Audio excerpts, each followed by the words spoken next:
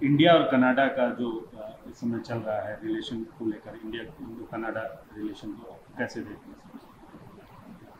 नहीं, इस पर तो हम चाहेंगे कि जब पार्लियामेंट विंटर सेशन पार्लियामेंट का शुरू होगा उस पर एक बात डिबेट हो कि आखिर ये क्या है।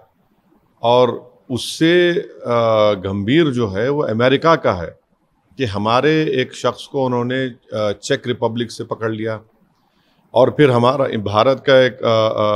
हायर ऑफिसर्स का डेलीगेशन यूएस भी गया। तो ये बड़ा ख़तरनाक है कि जो भारत का एक नागरिक है अगर वो बेकसूर है तो नरेंद्र मोदी और सरकार को बोलना चाहिए कि जो चेक में पकड़ा गया उसको फ़ौरन अमेरिका से हम डिमांड करेंगे, छोड़े उसको।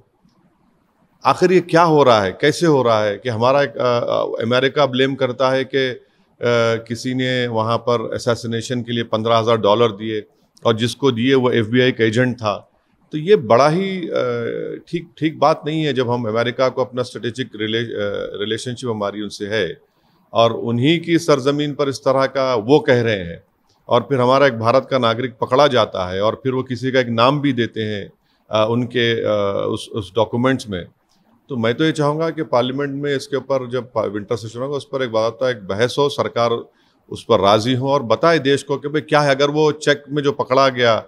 वो बेकसूर है तो हम डिमांड क्यों नहीं कर रहे उसको छोड़ने के लिए, जैसा हमने कुलभूषण के लिए पूछा था पाकिस्तान के लिए। अब जयशंकर साहब गए, मैं तो उम्मीद कर रहा था कि जयशंकर साहब कुलभूषण की बात करेंगे। कुलभूषण के परिवार के लोग बड़ी उम्मीद से देख रहे थे जयशंकर साहब को कि जब वो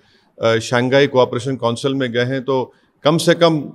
पाकिस्तान की सरकार को बोल देते कि आप हमको कुलभूषण हमको हवाले करिए, तो वो भी नहीं बोला जा रहा है। चेक रिपब्लिक में एक भारत का नागरिक पकड़ा गया, उसको अमेरिका भिजा दिया गया और कुलभूषण अभी पाकिस्तान में फंसा हुआ है।